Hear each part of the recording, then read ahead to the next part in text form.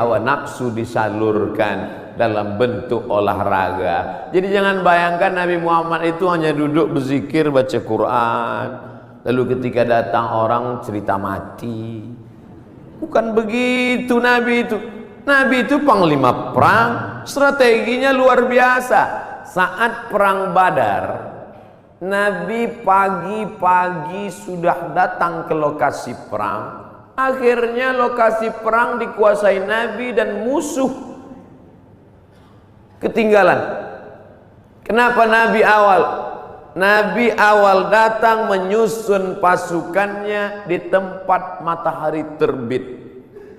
Karena Nabi pasti duluan, karena sebelum azan subuh dia sudah tahajud, badannya sehat. Habis tahajud witir, habis itu sholat subuh, langsung dia susun barisan. Datang pasukan musuh, sudah kehabisan tempat, sudah di booking duluan. Nabi susun barisan di matahari terbit. 1-0 sudah kena. Kenapa? Karena kalau disusun pasukan di matahari terbit, maka mata musuh silau. Mata yang silau tidak nampak di mana anak panah, di mana tombak, di mana pedang. 1 sudah kalah. Lalu kemudian dari mana Nabi tahu jumlah pasukan? Tempat mereka berkemah, datang seorang sahabat. Ya Rasulullah, ya, apakah ada wahyu turun di mana kita berkemah malam ini? Tidak ada wahyu. Datang sahabat kasih pendapat. Saya ada pendapat ya Rasulullah. Apa pendapatmu? Kita akan berkemah di lokasi ini, tempat oase, tempat air di gurun. Karena dengan menguasai oase, musuh akan kehabisan air minum, karena mereka datang 500 km dari kota Makkah, Madinah, dan sampai di Badar. 2-0 musuh kalah sebelum perang. Apakah Nabi ketika itu datang anak buah sahabat, ya Rasulullah, ini saya ada ide kamu jangan pakai, saya cukup dari Jibril aja.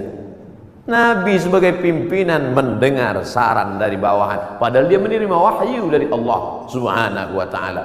Poin yang ketiga, Nabi Shallallahu Alaihi Wasallam tahu berapa jumlah musuh. Hebatnya strategi intelijen Nabi. Bagaimana caranya? Ketika Nabi melihat ada seorang pasukan dari kafir Quraisy mengendap-endap, kata Nabi, tangkap dia. Tapi ditangkap bukan untuk disiksa. Kebetulan yang mereka tangkap ini adalah tukang masak yang mengambil air. Ditangkap, ditanya oleh Nabi, berapa jumlah pasukan kalian? Kata tukang masak, mana saya tahu, saya kan cuma masak. Masa pasukan itu kan yang tahu pimpinan. Nabi tanya, kamu kalau masak pagi siang berapa ekor kambing, berapa ekor onta? Dia sebutkan, makannya sekian seekor onta, masaknya hari ini sekian kambing. Dari jumlah makanan Nabi bisa tahu, kalau begini makanannya berarti pasukan kalian sekitar sekian dan kita akan susun. Nabi perang penuh dengan strategi. Jadi jangan bayangkan Nabi dengan sahabat itu perang bismillahirrahmanirrahim, la haula wala quwata illa billah. Al-haqqu bila nizam yaghlibuhul batil bin nizam.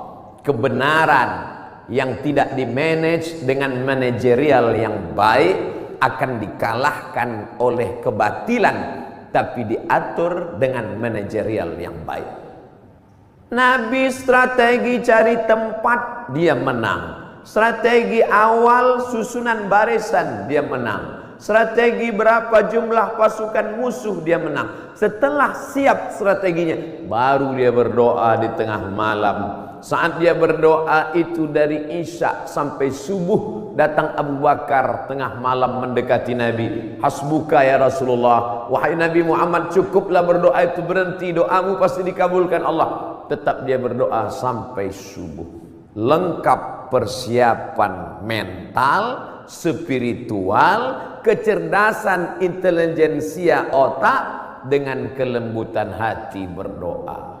Hari ini orang hanya berdoa tanpa berusaha, berusaha tanpa berdoa sombong, berdoa saja tanpa usaha pesong. Pesong bahasa Melayu gila. Kesiapan inilah yang agaknya dimatang